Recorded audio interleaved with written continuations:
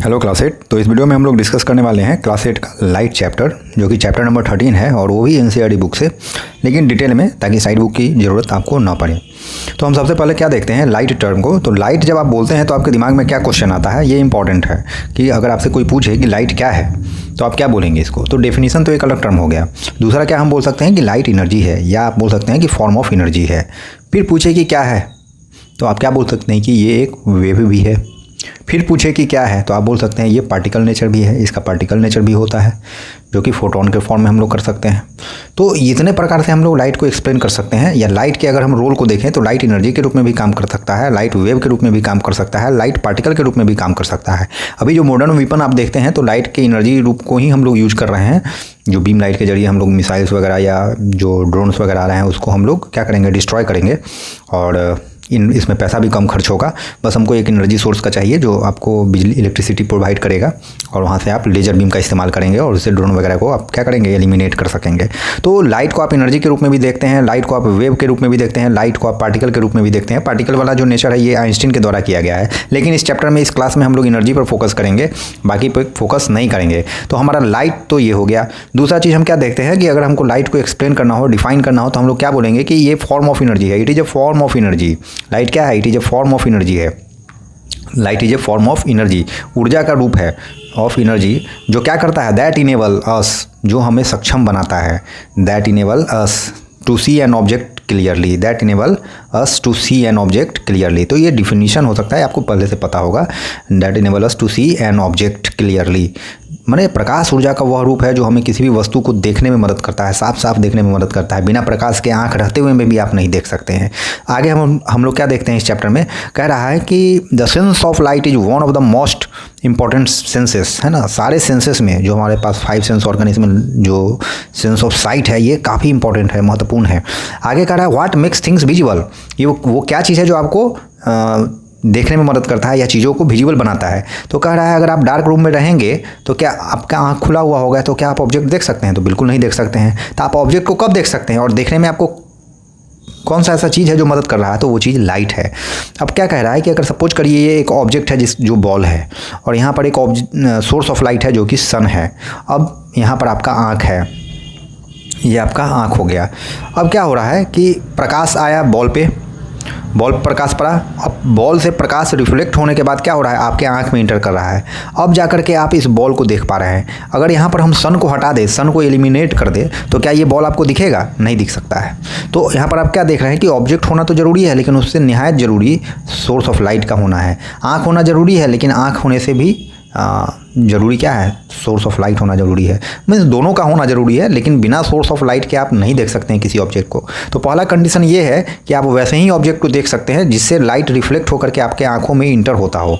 और दूसरा कंडीशन क्या है कि आप वैसे ही ऑब्जेक्ट को देख सकते हैं जो लाइट इमिट करता हो। उदाहरण के लिए अभी आप जो वीडियो देख रहे हैं, मोबाइल पर देख रहे हैं, तो मोबाइल लाइट इमिट कर रहा है, आप इसलिए मोबाइल को देख पा रहे हैं या मोबाइल पर लिखे गए शब्दों को देख पा रहे हैं। वहीं जो आपके बगल में रखा हुआ टेबल है, चेयर है या वाल है, आप उसको इसलिए देख पा रहे हैं क्योंकि सन से या बल्ब से लाइट पहले उस वाल पे पड़ रहा है, वाल से रिफ्लेक्ट होकर के आपके आंखों में इंटर हो रहा है, इसलिए आप उसको देख पा रहे हैं। तो देखने में ये दो चीज़ कंसेप्ट आपको याद रखना है। नेक्स्ट चीज़ जो हमको पढ़ना है, लॉज ऑफ रिफ्लेक्शन पढ़ना है। अब लॉज ऑफ रिफ्लेक्शन के लिए एक इमेज आपको जानना जरूरी है।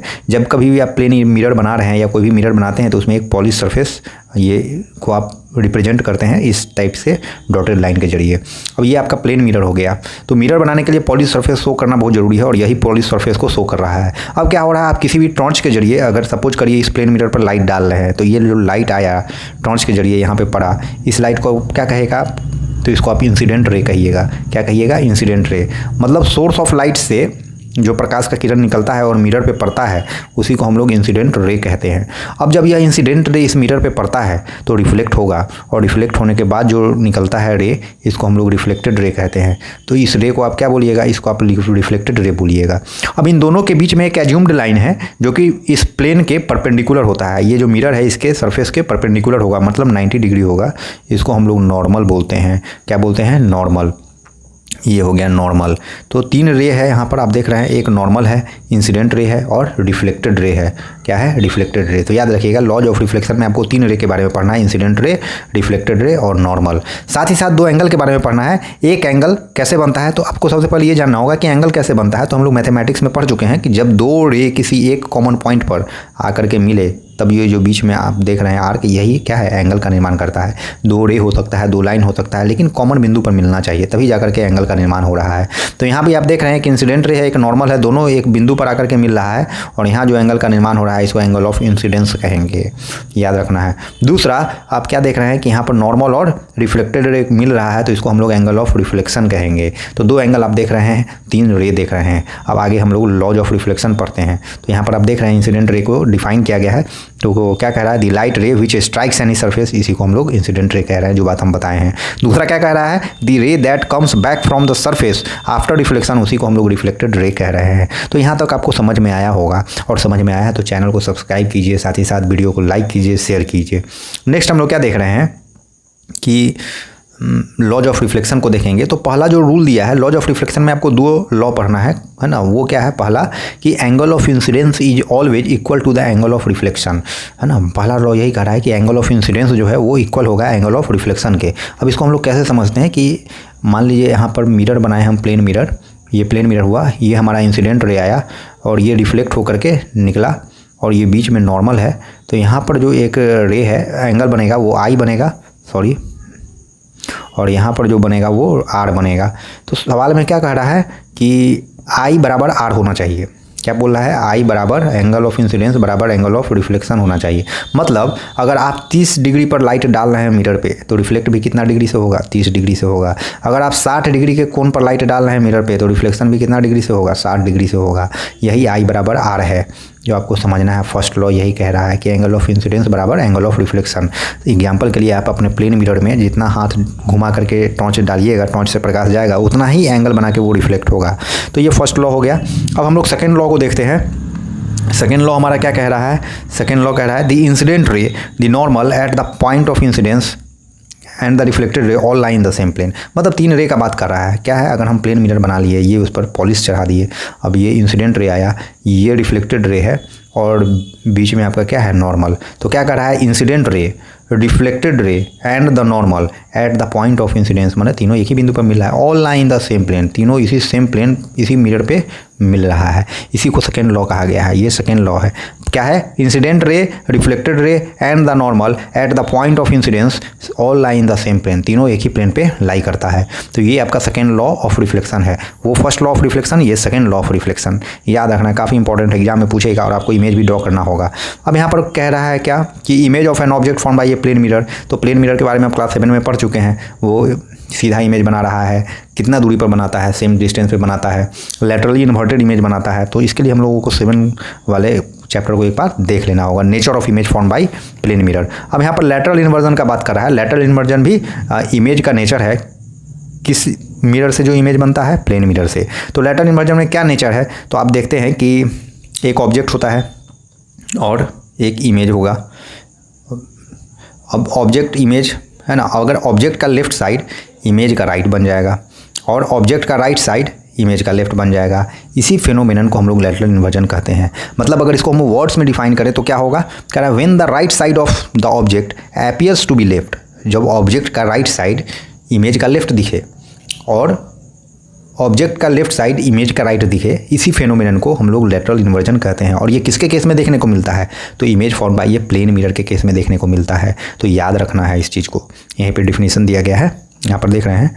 You may recall that in a image form by a mirror the left of the object appears on the right and the right appears on the left, this is lateral inversion. तो ये definition आप exam में डाल सकते हैं। अब यहाँ reflection के टाइप को बता रहा है, रेगुलर एंड डिफ्यूज रिफ्लेक्शन। तो रेगुलर रिफ्लेक्शन के केस को यहाँ पर देखिए, ये रेगुलर रिफ्लेक्शन को दर्शाया गया है। देख रहे हैं प्लेन मिरर है, प्लेन मिरर पर ये लाइट रे और ये दोनों के बीच का दूरी सेम है, इन दोनों के बीच का दूरी सेम है, इन दोनों के बीच का दूरी सेम है, इन दोनों के बीच का दूरी सेम है। मतलब जो रेगुलर रिफ्लेक्शन है वो प्लेन सरफेस से रिफ्लेक्शन होता है, मतलब एकदम प्लेन होना चाहिए, है ना। यहाँ से रिफ्लेक्शन होगा और जब रिफ्लेक्शन होगा तो जो रिफ्लेक्टेड रे है उनके बीच का जो डिस्टेंस है वो सेम रहेगा। तो इसी को हम लोग रेगुलर रिफ्लेक्शन बोलते हैं। अगर लिखने के लिए हम इसके डेफिनेशन को देखें तो क्या कह रहा है कि reflection from a smooth surface like that of a mirror is called regular reflection. तो ये हो गया। और इरेगुलर रिफ्लेक्शन या डिफ्यूज रिफ्लेक्शन क्या हो गया, तो इस तरह से ऊबड़ खाबड़ इमेज होगा, देख रहे हैं आप, ये मिरर होगा और इस पर से जो लाइट जा रहा है एक दूसरे को क्रॉस कर रहा है, अब क्रॉस कर रहा है, ओवरलैप कर रहा है, तो इसी को हम लोग क्या बोलते हैं, इरेगुलर रिफ्लेक्शन या डिफ्यूज रिफ्लेक्शन बोलते हैं। अब इसको लिखेंगे कैसे, तो when all the parallel rays reflected from a rough और irregular surface are not parallel, वो पैरेलल नहीं है, इस प्रकार के रिफ्लेक्शन को हम लोग डिफ्यूज या इरेगुलर रिफ्लेक्शन कहते हैं। तो ये आपको समझ में आ गया होगा। आगे हम लोग क्या देखते हैं, यहाँ पर इल्यूमिनेटेड ऑब्जेक्ट की बात कर रहा है। इल्यूमिनेटेड ऑब्जेक्ट क्या होता है, वैसा ऑब्जेक्ट जिसका खुद का लाइट ना हो, वो दूसरे के लाइट से प्रकाशित हो, मतलब दूसरे के प्रकाश से प्रकाशित होने वाला ऑब्जेक्ट को ही हम लोग इल्यूमिनेटेड ऑब्जेक्ट कहते हैं। जैसे मून का अपना लाइट नहीं होता है, मून किसके लाइट से लाइटेड होता है, तो सन के लाइट से, तो मून का आप एग्जाम्पल क्या चीज़ में देंगे, इल्यूमिनेटेड ऑब्जेक्ट में देंगे। लेकिन यहाँ पर ल्यूमिनस ऑब्जेक्ट की बात कर रहा है। ल्यूमिनस ऑब्जेक्ट वैसे ऑब्जेक्ट हैं जिनका अपना प्रकाश होता है, जैसे आप इलेक्ट्रिक लैम्प बोल सकते हैं, जैसे सन बोल सकते हैं, जैसे स्टार्स बोल सकते हैं। लेकिन मून को आप क्या बोलेंगे, इल्यूमिनेटेड ऑब्जेक्ट। तो ये दोनों डिफिनीशन में डिफरेंसेस आपको पता होना चाहिए। नेक्स्ट टॉपिक हम लोग क्या देखते हैं, reflected light can be reflected again. तो सिंपल केस है, जब आप ये नाई के यहाँ जाते हैं, बार्बर के यहाँ जाते हैं, तो आप देखते हैं कि एक बड़ा मिरर लगा हुआ है, पीछे ये छोटा मिरर लगाया हुआ है। पहले क्या हो रहा है, इस ऑब्जेक्ट का इमेज बड़ा वाले में बन रहा है और यहाँ से इमेज फिर कहाँ बन रहा है, छोटे वाले में बन रहा है। तो इसी को मल्टीपल इमेज कहते हैं या अगेन एंड अगेन रिफ्लेक्शन कहते हैं। तो मल्टीपल इमेज का भी केस है। अब ये मल्टीपल इमेज क्या है, तो मल्टीपल इमेज जो बहुत सारा इमेज बन रहा है, एक से ज़्यादा बन रहा है। यहाँ पर क्या कह रहा है, the periscope makes use of two plane mirror. Periscope एक ऐसा इंस्ट्रूमेंट है, डिवाइस है, जो दो प्लेन मिरर का यूज कर रहा है। Periscopes are use in submarines, दो या दो से ज़्यादा भी कर सकता है, submarine tanks and also by soldiers in bunkers to see outside. बाहर के नज़ारे को देखने का या दुर्लभ नज़ारे को देखने के लिए हम लोग पेरिस्कोप का इस्तेमाल करते हैं। पेरिस्कोप एक डिवाइस है ना, जो मल्टीपल मिनी प्लेन मिरर्स का यूज करके बन रहा है। मिनिमम तो दो चाहिए, है ना, जहाँ पर आपको मल्टीपल रिफ्लेक्शन या अगेन एंड अगेन रिफ्लेक्शन देखने को मिलता है। अब मल्टीपल इमेज की बात कर रहा है, तो मल्टीपल इमेज क्या कब बनेगा, जब आप अलग अलग मिरर्स को एक अलग अलग डिग्री पर रखते हैं, तब जाकर के बहुत सारा एंगल बनता है। अब नंबर ऑफ एंगल कितने बनेंगे, इमेज कितने बनेंगे, ये डिपेंड करेगा एंगल पर। तो यहीं पे कह रहा है कि आप देखिए, यहाँ पर फिगर है, यहाँ पर एक प्लेन मिरर को दूसरे प्लेन मिरर में क्या किया गया है, चिपकाया गया है, बीच में ऑब्जेक्ट रख दिया गया है। आप देख रहे हैं 1 2 3 इमेज बन रहा है, एक इसमें भी होगा, चार इमेज बनेगा, है ना। तो यहाँ पर क्या होता है, एक तो 360 डिग्री होता है ना, दूसरा बटा में थीटा होता है। यहाँ से हम वैल्यू निकालते हैं। थीटा क्या हो गया, दो प्लेन मिरर के बीच का जो दूरी है, तो अगर इन दोनों के बीच का एंगल, दूरी नहीं एंगल, थीटा 90 डिग्री है, तो इसको हम कट करेंगे तो 4 हो जा रहा है। तो इस प्रकार से हम लोग निकालते हैं। अगर आप इंटरेस्टेड हैं इसके बारे में जानने के लिए तो कमेंट बॉक्स में करें, तो हम फार्मूला उसका बताएंगे। फार्मूला है इवन के केस में अलग, ऑड के केस में अलग, कि नंबर ऑफ इमेजेज कितना फॉर्म करेगा जब दो मिरर को एक पार्टिकुलर एंगल पर हम लोग सेट करते हैं, अटैच करते हैं। अब यहाँ पर मल्टीपल इमेज से एक क्वेश्चन है, ये क्या टॉपिक है, वो क्या है कि the idea of number of images formed by mirrors placed at an angle to one another is used in kaleidoscope. Kaleidoscope एक दूसरा डिवाइस आपको पढ़ना है, इंस्ट्रूमेंट पढ़ना है, जिसमें इस नंबर ऑफ इमेज के आइडिया को या मल्टीपल इमेज जो फॉर्म होता है, इस कंसेप्ट का यूज किया जाता है। अब कैलिडोस्कोप का क्यों यूज किया जाता है, किस चीज़ के लिए यूज किया जाता है, तो न्यूमरस ब्यूटीफुल पैटर्न बनाने के लिए यूज किया जाता है। आप खुद से भी कैलिडोस्कोप बना सकते हैं। अब कैसे बना सकते हैं, तो यहाँ पर दिया गया है, कह रहा है कि 3 रेक्टेंगुलर मिरर स्ट्रिप लीजिए जो कि सेम लेंथ और ब्रेथ का हो, जैसे 15 सेंटीमीटर लॉन्ग, 4 सेंटीमीटर वाइड, ऐसा 3 लेना है। इन तीनों को आपस में अटैच कर देना है एक प्रिज्म के रूप में। ये पहला हो गया, फिर इसके ऊपर एक, है ना, फिर इसके ऊपर एक, है ना, तो प्रिज्म के शेप में कर देना है और इसको फिक्स कर देना है कहाँ पे, तो एक सिलिंड्रिकल कार्डबोर्ड में। और एक एंड पर आपको इस टाइप प्रकार का जो है ये कॉइन शेप में होल किया हुआ ये लगाना है पैक करने के लिए। और नीचे से आप ग्लास शेप का ये ट्रांसपेरेंट इसी शेप में, सर्कल शेप में नीचे से भी लगाएंगे, पैक कर देंगे। और इस जो नीचे आप लगा रहे हैं ये सर्कल शेप जो ट्रांसपेरेंट है, वहाँ पर आप कलरफुल कुछ ग्लासेस के टुकड़े रख देंगे। और जब आप ऊपर के होल से देखेंगे तो आपको ब्यूटीफुल पैटर्न्स बनता हुआ दिखेगा। तो यही है कैलिडोस्कोप जो आपका तैयार हो जाएगा इस प्रकार से। आगे सनलाइट वाइट है या कलर्ड है, ये आपसे पूछ रहा है, तो आप कमेंट में बताइएगा कि वाइट है या कलर्ड है। और अगर इसको हम देखना चाहें तो कैसे देख सकते हैं, तो सिंपल है, हम लोग प्रिज्म के यूज करके देख सकते हैं कि कितने कलर से बना हुआ है। तो हम लोग विबजियोर के बारे में सुनेंगे। विबजियोर क्या है, तो विबजियोर में आप जानते हैं कि ये अलग अलग है light, violet, Indigo, blue, green, yellow, orange, red. तो डिस्पर्सन एक टर्म यहाँ पर उभर के आता है। डिस्पर्सन क्या है, तो ब्रेकिंग अप ऑफ या splitting of light into its constituent colours, है ना, इज कॉल्ड डिस्पर्सन, है ना। वाइट लाइट का अपने कंस्टिट्यूएंट कलर में टूटना ही क्या है, डिस्पर्सन है। और रेनबो इसका एक नेचुरल फिनोमिनन है, एग्जाम्पल है, नेचुरल एग्जाम्पल है जो डिस्पर्सन के प्रॉपर्टी को शो करता है।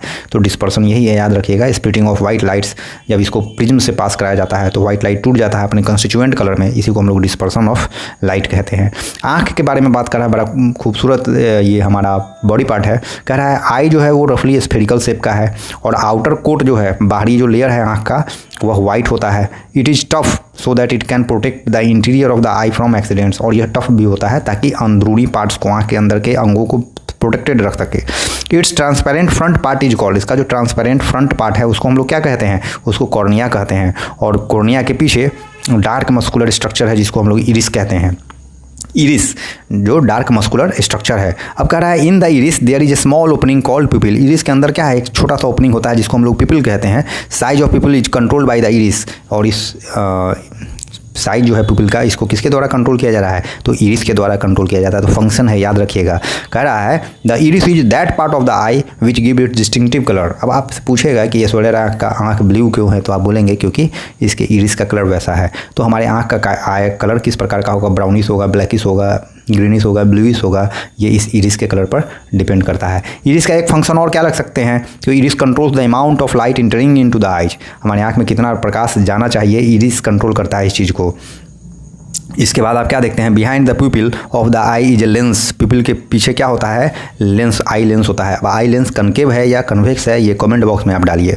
तो ये लेंस यहाँ पे मौजूद होता है। उसके बाद आप रेटिना को देखते हैं, रेटिना पर्दा की तरह बिहेव करता है, आँख के सबसे पीछे वाले भाग पे होता है जहाँ पे इमेज का फॉर्मेशन होता है। और इस रेटिना के पास बहुत सारे नर्व सेल्स होते हैं जो सेंसेशन को परसीव करते हैं और हमारे ब्रेन के पास ट्रांसमिट करते हैं ऑप्टिक नर्व के जरिए, और ब्रेन हमारा उस अकॉर्डिंग डिसीजन लेता है। यहाँ पर सेल्स के प्रकार के बारे में बात कर रहा है। तो सबसे पहला कर रहा है कौन सेल है, कौन सेल सेंसिटिव होता है ब्राइट लाइट के लिए, वहीं रॉड जो होता है ये सेंसिटिव होता है डिम लाइट के प्रति, ठीक है। तो at the junction of the optic nerve and the retina, जहाँ पर ऑप्टिक नर्व और रेटिना दोनों का जंक्शन है, जहाँ पर दोनों मिलता है, वहाँ पर आप क्या देखते हैं, कोई सेंसरी सेल नहीं होता है, इसलिए उस जोन को हम लोग ब्लाइंड स्पॉट कहते हैं। क्या कहते हैं, blind spot, this is called blind spot. Its existence can be demonstrated. अब यहाँ पर आप फिगर देख लीजिए, सिंपल है, समझ में आ जाएगा। तो ये आप देख रहे हैं, ये बाहरी वाला भाग है, कॉर्निया है, इसका नाम रखा हुआ।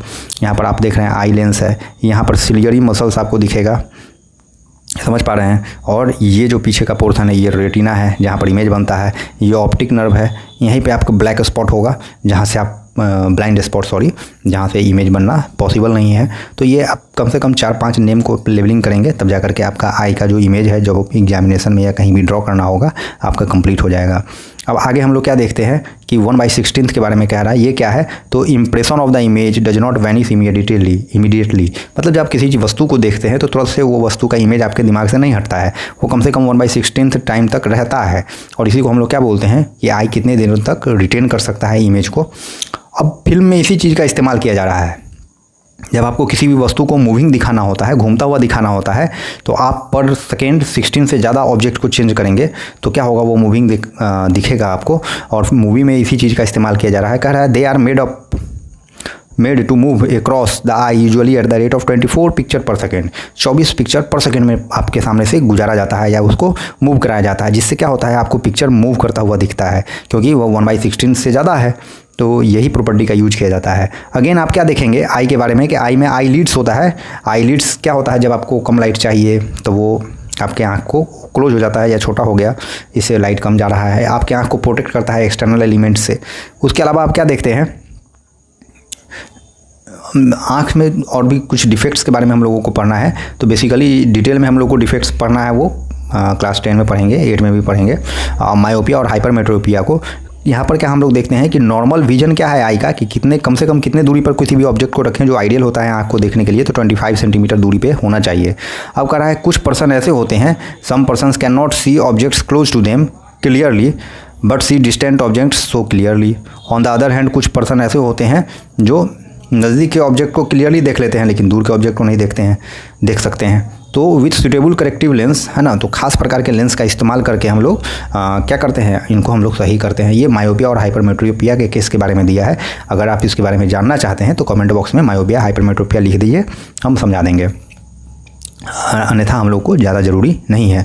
दूसरा यहाँ पर जो बीमारी के बारे में बात कर रहा है वो है पार्टिकुलरली इन ओल्ड एज, जब आपका उम्र बढ़ता है, आप बूढ़े होते हैं तो आई साइट जो है धुंधला हो जाता है। यह क्यों हो पाता है? क्योंकि आपका आई लेंस जो है वो क्लाउडी हो जाता है, थोड़ा सा धुंधला हो जाता है, दुधिया हो जाता है। जब ऐसा होता है तो persons are said to have cataract. यहाँ पर ये बीमारी आपको पढ़ना है, पूछेगा। कैटरैक्ट इसी को कहते हैं। There is a loss of vision. इसमें क्या होता है? विजन का लॉस होता है और समटाइम्स काफ़ी सीवियर हो जाता है, आदमी को दिखता ही नहीं है। अब इसको ठीक कैसे किया जाएगा? तो दी ओपिक लेंस, जो ओपिक हो गया है, दुधिया हो गया है जो लेंस, उसको रिमूव कर दिया जाता है और उसके जगह पर नया आर्टिफिशियल लेंस इंसर्ट कर दिया जाता है, जिसके बाद वो व्यक्ति अच्छे से देख पाता है। अब केयर ऑफ आइज, आँख के केयर के बारे में कह रहा है तो आपको आई स्पेशलिस्ट की हेल्प लेनी चाहिए। सूटेबल स्पेक्टिकल्स, माने सही पावर का स्पेक्टिकल चश्मा यूज करना चाहिए। ज़्यादा लाइट या कम लाइट में नहीं पढ़ना चाहिए, नहीं तो इससे आपके आँख पर असर पड़ता है। उसके अलावा आप क्या कर सकते हैं? उसके अलावा आप सन या किसी भी पावरफुल सोर्स पर नहीं देखना चाहिए, इससे भी आँख पर असर पड़ता है। आँख को रगड़ना नहीं चाहिए और एक नॉर्मल दूरी पर ही रख के किसी भी ऑब्जेक्ट को पढ़ना चाहिए या बुक्स को पढ़ना चाहिए।